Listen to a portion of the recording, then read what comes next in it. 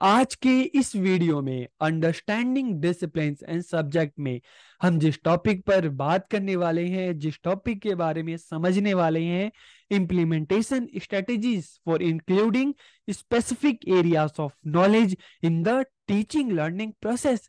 की शिक्षण अधिगम प्रक्रिया में, टीचिंग लर्निंग प्रोसेस में जो ज्ञान के विशिष्ट क्षेत्र हैं, जो स्पेसिफिक एरियाज ऑफ नॉलेज है, उनको शामिल करने के लिए इम्प्लीमेंटेशन स्ट्रेटेजीज या कार्यान्वयन रणनीतियां कौन कौन सी होती हैं या कौन कौन सी होनी चाहिए।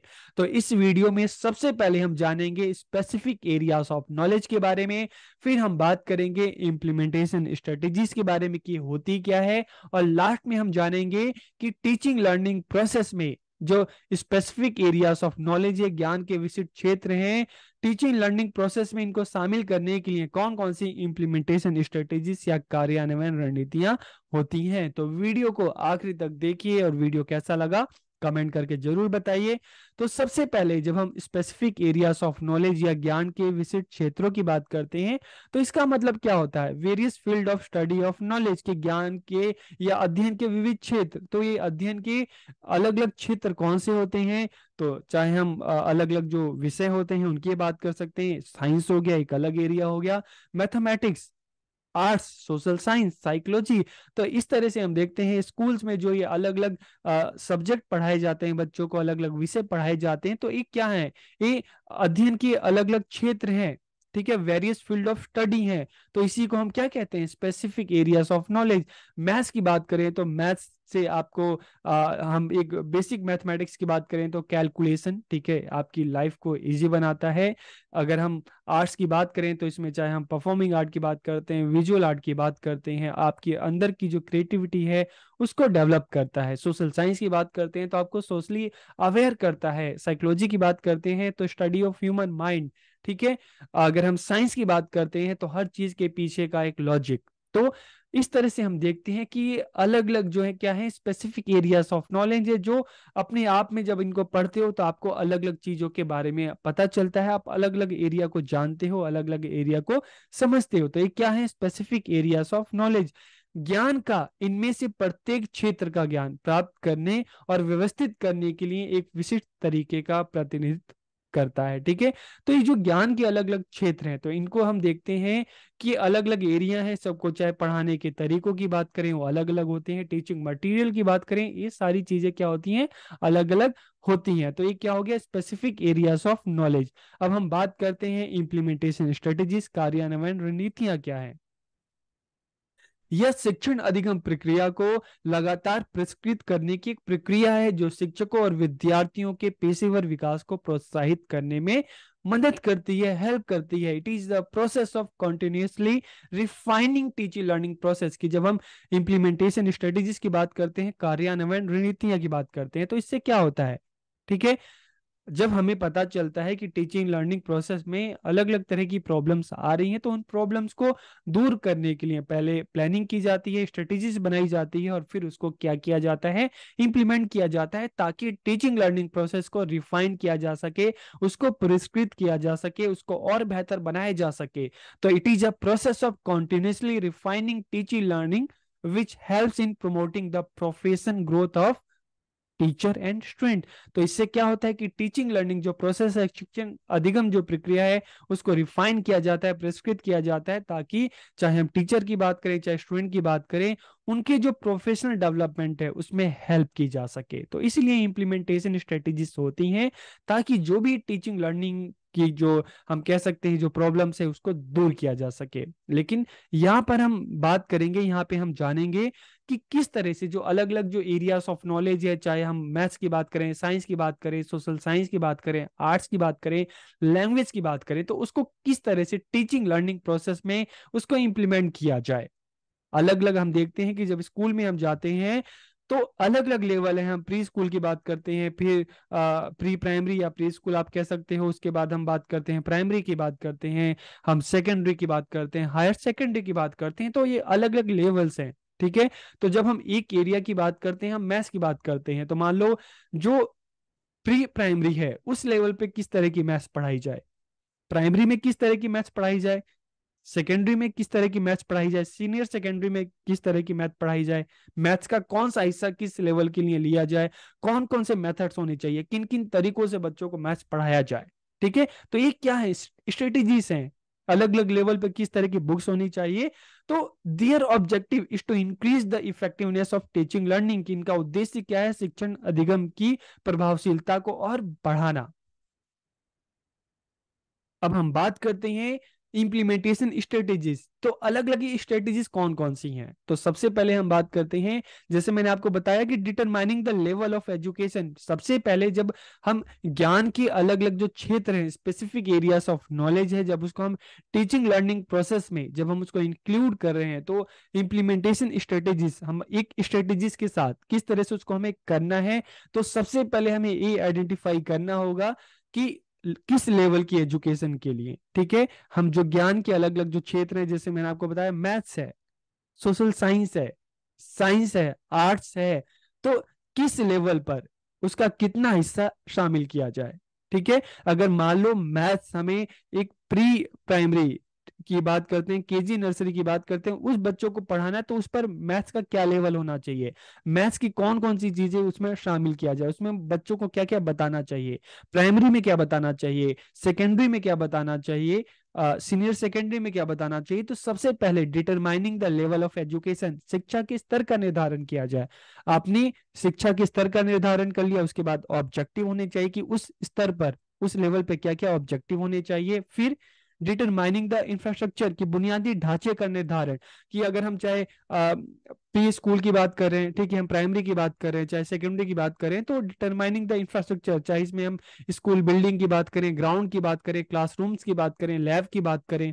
ठीक है, तो ये सारी चीजें इसमें आ जाती हैं। इसके अलावा डिटरमाइनिंग टॉपिक्स, की विषयों का निर्धारण। चलो हमने शिक्षा के स्तर का निर्धारण कर दिया, लेवल ऑफ एजुकेशन। ऑब्जेक्टिव भी हमने डिसाइड कर ली कि क्या क्या ऑब्जेक्टिव होने चाहिए, इंफ्रास्ट्रक्चर की भी हमने बात कर ली।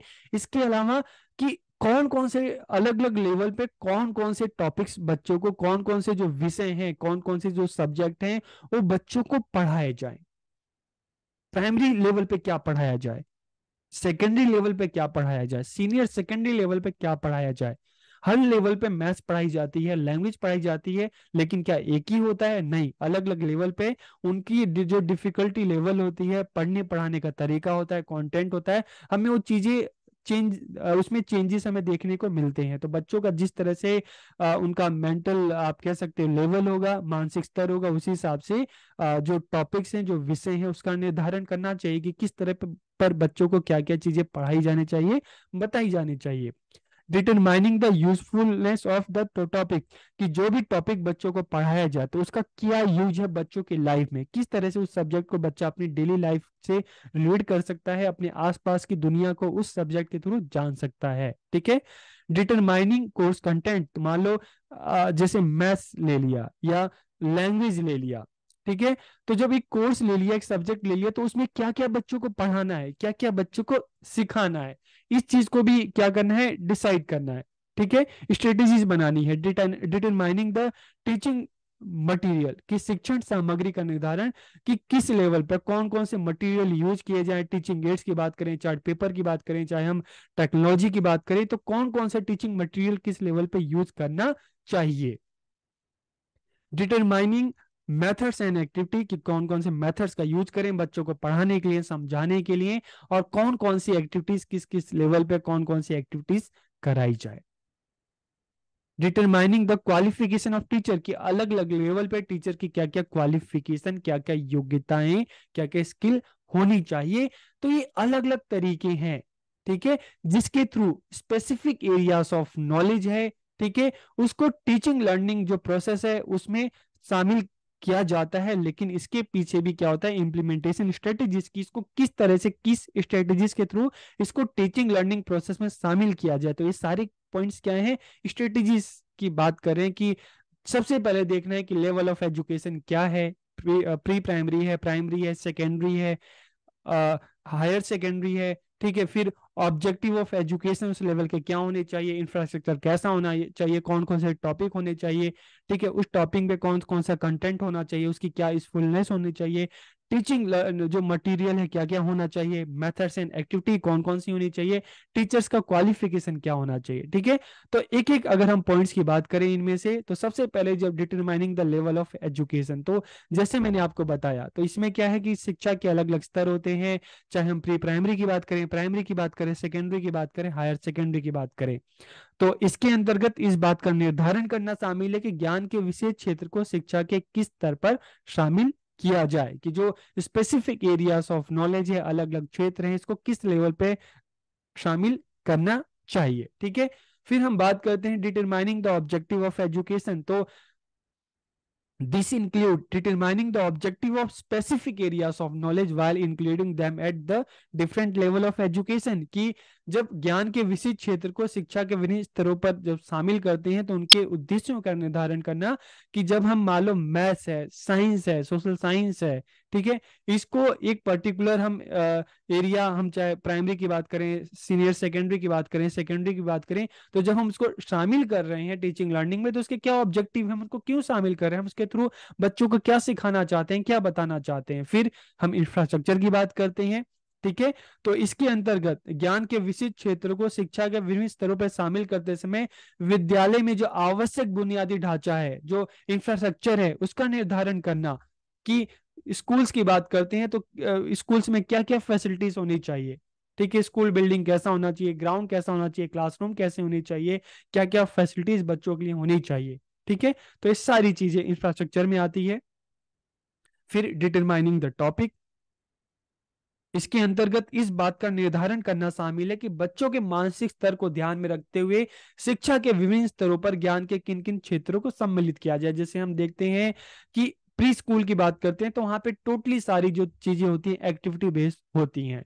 बच्चा फर्स्ट क्लास में आता है तो फर्स्ट क्लास में बच्चों को लैंग्वेज की बात करें, चाहे हम मैथ्स की बात करें, ये चीजें बच्चों को सिखाई जाती हैं। फिर बच्चा जब थर्ड क्लास में आता है तो उसको धीरे धीरे पढ़ने लगता है, समझने लगता है, तो उसको ईवीएस और इस तरह के सब्जेक्ट बच्चों को सिखाए जाते हैं, पढ़ाए जाते हैं। तो मतलब क्या है, अलग अलग क्षेत्रों में अलग अलग हम स्तर की बात करते हैं, तो बच्चों के जो मानसिक स्तर है उसको ध्यान में रखते हुए ज्ञान के किन किन क्षेत्रों को सम्मिलित किया जाए।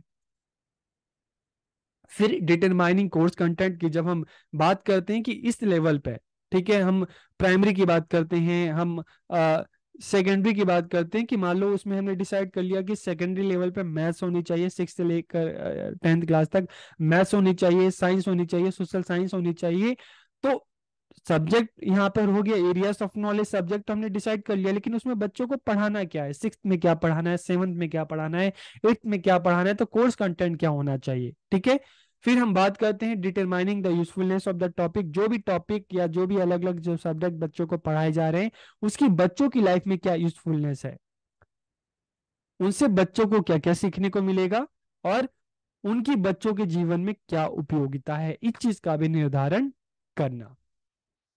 इसके अलावा डिटरमाइनिंग टीचिंग लर्निंग मटेरियल की शिक्षण अधिगम जो सामग्री है उसका निर्धारण करना, कि इसके अंतर्गत इस बात का निर्धारण करना शामिल है कि शिक्षा के विभिन्न स्तरों पर विभिन्न विषयों के अध्ययन हेतु किन किन सामग्रियों का उपयोग किया जाना चाहिए।